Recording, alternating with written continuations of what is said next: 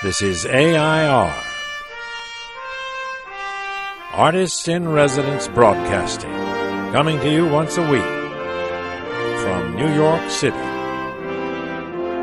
Hello, I'm John Cullum, and this is Emily Frankel, my wife. And we are going to talk about a very interesting thing. What's that? Beethoven lives in my house. Beethoven. You know who Beethoven is? I'm afraid I do. You are Beethoven. Oh, dear. Why is he Beethoven? He is Beethoven because he's such a weirdly not good computer guy. He makes a lot of mistakes on the computer, right? Absolutely. You admit it. Oh, admit yes. it. Admit it. That's right. I'm no computer genius. And yet, this Beethoven man that I'm sitting next to can handle a Yamaha. A Yamaha is a piano. No. And he can handle music writing on a very complicated program. He can write grace notes, he can do phrasing, he can do harmony, he can put chords in.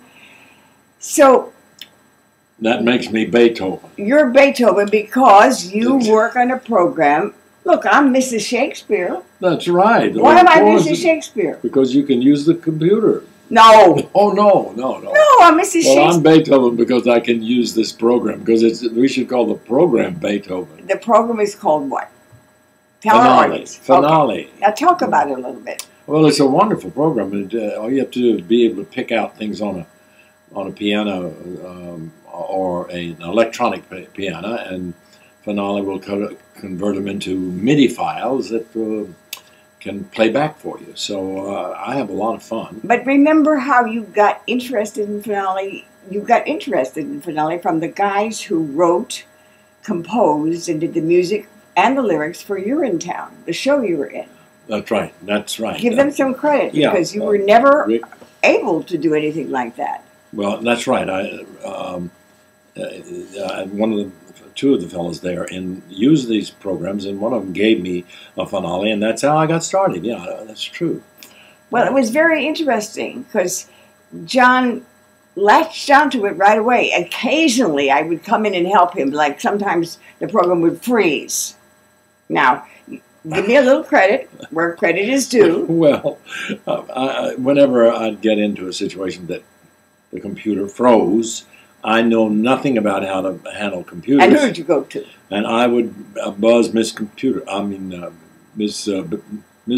What is Mrs. Shakespeare, and she would come in and do her Shakespearean computer thing. And why I can do that is because I have an ability, probably from being a dancer, to be able to retain steps, to retain processes. So, like in ballet, you have a sequence: brise, volet, cabriole, pas de chat. Just words are French words, but even when you're not doing ballet, you have words for the steps. I can remember many, many steps. I can remember I've done a 70-minute solo, and those are 70 minutes worth of steps. So I'm trained, whereas John doesn't do well with many, many steps. So when John would call me in to do unfreeze, I would turn my brain key. My brain key would then work. However, I've got to say this. I maybe don't do all steps well. The one that does steps in this family is you. You do tap dancing, and I can't do tap dancing. Emily, I'm afraid I've been faking tap dancing for you for years. You think I've been doing that on Broadway? I've been faking dance steps on Broadway for years. He's a marvelous faker. That's right. I'm a real good faker. But why is that? Is that from your background as a folk dancer? Actually, yes. Not many people know about that except you. I became interested in the arts, really, through folk dancing, and that got me into... Well, your dancing is amazing. Anyway. Well, your dancing is extraordinary. Thank you. Remember, the point that I wanted to make about Finale was how Finale has helped you as a singer. For instance, when you were learning the part for Scottsboro Boys, the show John is currently in, Scottsboro Boys at the Vineyard Theater. And he took the music from Scottsboro Boys and translated it from sheet music and put it into Finale so that he could learn the music. Rehearse it over and over, yeah. Before you even went into rehearsal. That's true, yeah. I'm actually a slow learner when it comes to music, and that's very helpful to me, and I can get the precise, and I can play it back at any speed I want to, and I can play it back at any key I want to. At Scottsboro, you have to explain, Scottsboro, John plays the interlocutor. Scottsboro is a minstrel show style by Candor and Ebb, who've done many, many wonderful things on Broadway. And John plays the white interlocutor in a cast of totally black guys. Yeah. You can recognize me because I wear a white suit.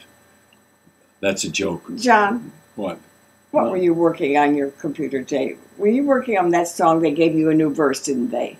They did. I heard you singing the song from the show. John, what? Sing it for me. Well, it's going to take time. Gosh, I don't know. No, well, come on.